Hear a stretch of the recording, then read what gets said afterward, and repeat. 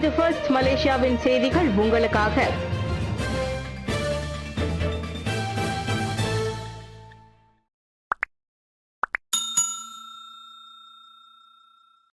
பன்மொழி கொண்ட விளம்பர பலகைகள் தேவையை அன்வார் நிராகரித்தார். வெளிநாட்டு சுற்றுலா பயணிகளை கவர பன்மொழிகள் கொண்ட அறிவிப்பு பலகைகள் தேவை என்பதை பிரதமர் ஸ்ரீ அன்வார் இப்ராஹிம் நிராகரித்தார். மலேசியாவிற்கு வருகை தருபவர்களை ஈர்ப்பதில் இதுபோன்ற நடவடிக்கைகள் தீர்க்கமான காரணங்கள் அல்ல என்று அவர் கூறினார். விமான நிலையங்களில் ஏற்கனவே உள்ள வசதிகள் போதுமானவை. அரேபியர்களுக்கு அரபு, சீன சுற்றுலா பயணிகளுக்கு சீனம் மற்றும் இந்திய பார்வையாளர்களிடையே தமிழ், இந்தி மற்றும் உருது உள்ளிட்ட பல மொழிகள் இருப்பதால் அது அவசியம் இல்லை என்று அவர் கூறினார். பதாகைகளில் உள்ள மொழி காரணமாக சுற்றுலா பயணிகள் இங்கு வருவதில்லை என்று நேற்று மக்களவையில் பிரதமரின் கேள்வி நேரத்தின் போது அன்வார் கூறினார். பன்மொழி அறிவிப்புகள் மற்றும் பன்மொழி அறிவிப்பு பலகைகளை வைப்பதை அரசாங்கம் பரிசீலிக்க வேண்டும் என்று தெப்ரா நாடாளுமன்ற உறுப்பினர் ஜிம்மி புவா எழுப்பிய கேள்விக்கு பதிலளித்த போது பிரதமர் இத்தகவலை குறிப்பிட்டார்.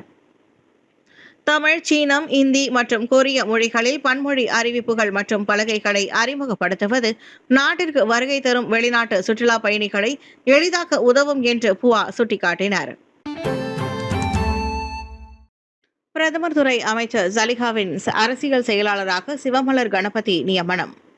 பிரதமர் துறையின் கூட்டரசு பிரதேச அமைச்சர் டாக்டர் ஜலிகா முஸ்தபாவின் அரசியல் செயலாளராக திருமதி சிவமலர் கணபதி நியமிக்கப்பட்டுள்ளார். மலேசிய வரலாற்றில் அரசியல் செயலாளராக இந்திய பெண் ஒருவர் நியமிக்கப்பட்டிருப்பது இதுவே முதல் முறையாகும். நேற்று காலை நாடாளுமன்ற கட்டிடத்தில் பிரதமர் ஸ்ரீ அன்வார் இப்ராஹிம், தலைமை செயலாளர் சம்சுல் அஸ்ரி அபு பக்கர் ஆகியோர் முன்னிலையில் சிவமலர் பதவி உறுதிமொழி எடுத்துக் கொண்டார். அரசாங்க நிர்வாகத்தில் இணைவதற்கு முன் அவர் வழக்கறிஞராக இருந்துள்ளார்.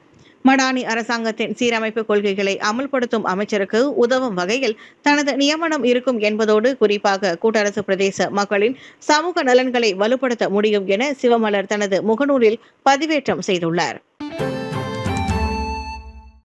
மது இல்லாத விமானங்களா? பாஸ் எம்பியின் பரிந்துரைக்கு ஜிபிஎஸ் தலைவர் கண்டனம். மலேசிய ஏர்லைன்ஸ் விமானங்களில் மதுபானங்கள் பரிமாறப்படுவதை நிறுத்த கோரிய பாஸ் நாடாளுமன்ற உறுப்பினரை ஜிபிஎஸ் எனப்படும் சரவாக் கட்சிகளின் கூட்டமைப்பை சேர்ந்து மூத்த சட்டமன்ற உறுப்பினர் ஒருவர் கடுமையாக சாடியுள்ளார். தேசிய விமான நிறுவனத்தை தனது மத அரசியலுக்குள் இழுக்க வேண்டாம் என உலுஸ்லாங்கூர் எம்பி ஹஸ்னிசான் ஹரோன் பாவாங் அசான் சட்டமன்ற உறுப்பினர் வாங் சூன் கோ கேட்டுக்கொண்டார். ஹஸ்னிசானின் பேச்சு அறியாமை மற்றும் குறுகிய பார்வை கொண்டது என வாங் சாடினார். மலேசிய ஏர்லைன்ஸ் உலகம் முழுவதும் பல்வேறு மத பின்னணியை சேர்ந்த பயணிகளுக்கு சேவை வழங்குகிறது. இந்நிலையில் மதுவை தடை செய்வது அதன் பயணிகளின் எண்ணிக்கையை குறைத்துவிடும் என 7 முறை சட்டமன்ற உறுப்பினரான அவர் சொன்னார். ஹஸ்னிசானின் பேச்சு அவருக்கும் பாஸ் கட்சிக்குமே அவமானம் என்றும் இந்த இஸ்லாமிய கட்சி உண்மையிலேயே நாட்டை ஆள விரும்பினால் இத்தகைய நிலைப்பாடுகளை கைவிட வேண்டும் என்றும் அவர் கூறினார். ட்ரம்ப் மற்றும் உலக தலைவர்கள் வருவதால் கோலாலம்பூர் முடக்கம். அடுத்த வாரம் மலேசியா 47வது ஆசியான் உச்சநிலை மாநாட்டை நடத்துவதால் மாநகர மையமே முழுமையாக முடக்கம் காண்கிறது. இதில் அமெரிக்க அதிபர் டொனால்டு ட்ரம்ப் உள்ளிட்ட உலக தலைவர்கள் கலந்து கொள்வார்கள் என்று எதிர்பார்க்கப்படுகிறது.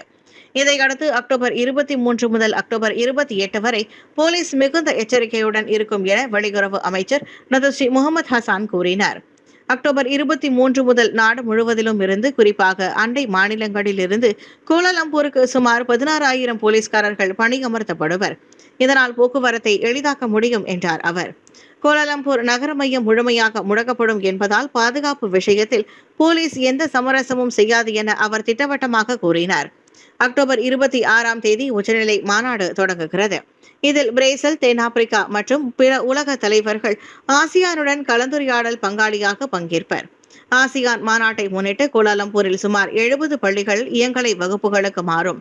மாநகர மையத்திலிருந்து 25 கிலோமீட்டர் சுற்றளவில் பணிபுரியும் அரசு ஊழியர்களும் வீட்டிலிருந்து வேலை செய்வார்கள் என அறிவிக்கப்பட்டுள்ளது. இந்திய கிராமங்களுக்கு 15 மில்லியன் ரிங்கெட் ஒதுக்கீடு. கேபிகேடி அமைச்சர் காங்கூர் மிங் தகவல். வீடமைப்பு மற்றும் ஊராட்சித்துறை அமைச்சான கேபிகேடி இவ்வாண்டு நாடு முழுவதும் 50 இந்திய கிராமங்களில் 87 மேம்பாட்டு திட்டங்களுக்கு 15 மில்லியன் ரிங்கெட் ஒதுக்கியுள்ளது. ஸ்லாங்கூர் செப்பாங்கில் நடைபெற்ற செந்துஹான் காஷி மடானி தீபாவளி 2025 நிகழ்வில் அமைச்சர் காங்கூர் மிங் அதனை தெரிவித்தார். இந்த ஒதுக்கீட்டில் சாலைகள், வடிகால்கள், சமூக மண்டபங்கள் மற்றும் சோலார் விளக்குகள் போன்ற அடிப்படை வசதிகளை மேம்படுத்த ஏற்கனவே 2025 பட்ஜெட்டில் அறிவிக்கப்பட்ட 10 மில்லியன் ரிங்கிட்டும் அடங்கும். தவிர மித்ரா ஒருங்கிணைக்கும் PPSMI 2025 எனப்படும் இந்திய சமூக பொருளாதார மேம்பாட்டு திட்டம் மூலம் கூடுதலாக 5 மில்லியன் ரிங்கிட் ஒதுக்கப்பட்டுள்ளது. இது அடிப்படை வசதி கட்டமைப்பு, பொது இடங்கள் மற்றும் பாதுகாப்பு மேம்பாடுகளுக்காக பயன்படுத்தப்படும். 30 மேம்பாட்டு திட்டங்களுக்காக ஸ்லாங்கூருக்கு மட்டும் 5.755 மில்லியன் ரிங்கிட் ஒதுக்கப்பட்டுள்ளது என்றார் அவர். வணிக குற்றங்கள் 81.6% உயர்வு, 3.6 பில்லியன் ரிங்கிட் இழப்பு. நாடு முழுவதும் இந்த ஆண்டு ஜனவரி முதல் செப்டம்பர் வரை மொத்தம் 52,000 வணிக குற்ற வழக்கு பதிவுகள் செய்யப்பட்டுள்ள வேளையில் சுமார் 3.6 பில்லியன் ரிங்கிட் இழப்புகள் ஏற்பட்டுள்ளதாக மலேசிய காவல்துறை தலைவர் டத்துஸ்ரீ காலிட் இஸ்மாயில் தெரிவித்துள்ளார். இவ்வாண்டு புள்ளி விவரங்களை கடந்த ஆண்டோடு ஒப்பிடும்போது இந்த ஆண்டு வணிக குற்ற வழக்குகள் 81.6% அதிகரித்துள்ளன. அவற்றில் ஆன்லைன் மோசடிகள், குறிப்பாக லவ் ஸ்கேம், போலியான முதலீட்டு திட்டங்கள் போன்றவை மொத்த வழக்குகளில் 80% ஆகும் எனவும் அவர் மேலும் தெரிவித்தார். அரசு வணிக குற்றங்களை முக்கிய பிரச்சனையாக கருதி வணிக குற்றப்புலனாய்வு துறை தலைமையில் தேசிய மோசடி எதிர்ப்பு மையத்தை வலுப்படுத்தியுள்ளது. இந்த மையம் கடந்த 2022 தொடர்பதிலிருந்து செப்டம்பர் வரை 2,66,000க்கும் மேற்பட்ட அழைப்புகளை பெற்றுள்ளது என்பது குறிப்பிடத்தக்கது. ஒற்றுமை ஒளிரும் தீபாவளி பண்டிகை மடானி தீபாவளி 2025 திறந்த இல்ல உபசரிப்பு. டிஜிட்டல் அமைச்சு மற்றும் தேசிய ஒற்றுமை அமைச்சின் ஒத்துழைப்புடன் மடானி தீபாவளி 2025 திறந்த இல்ல உபசரிப்பு எதிர்வரும் அக்டோபர் 18ஆம் தேதி காலை 10:30 முதல் பிற்பகல் 2 மணி வரை KL சென்ட்ரலில் நடைபெறவுள்ளது. இவ்விழாவில் பிரதமர் டத்துஸ்ரீ அன்வார் இப்ராஹிம் மற்றும் டிஜிட்டல் அமைச்சர் கோவிந்த் சிங் டியோ ஆகியோர் சிறப்பு விருந்தினர்களாக பங்கேற்க உள்ளனர். அரசாங்க ஊழியர்கள், தொழில்துறை பிரதிநிதிகள், சமூக தலைவர்கள் மற்றும் பல்லின மக்கள் கலந்து கொள்ளவிருக்கும் இந்நிகழ்வில் 5,000க்கும் மேற்பட்டோர் கலந்து கொள்வர் என எதிர்பார்க்கப்படுகிறது. சஹாயா மடானி சினார் பெர்பாத்வான் எனும் கருப்பொருளில் நடைபெறவிருக்கும் இந்நிகழ்ச்சி ஒளி என்பது தீபாவளியின் சின்னமாக மட்டும் அல்லாமல் மலேசிய மடானியின் அடிப்படை மதிப்புகளான நன்மை, மனிதநேயம் மற்றும் ஒற்றுமையின் ஒளி என்பதனையும் பிரதிபலிக்கும் வகையில் ஏற்பாடு செய்யப்பட்டுள்ளது. இந்நிகழ்ச்சி மலேசியாவின் பல்வகை இன, மத இனங்களுக்கிடையே மரியாதை, புரிதல் மற்றும் ஒருங்கிணைந்த வாழ்வை வலுப்படுத்தும் நோக்கில் ஒவ்வொரு ஆண்டும் நடத்தப்படும் தேசிய முயற்சியாகும். இது சமூகத்தின் ஒற்றுமையை பிரதிபலிக்கும் மலேசிய மடானி தத்துவத்தின் நடைமுறை வெளிப்பாடாக கருதப்படுகிறது.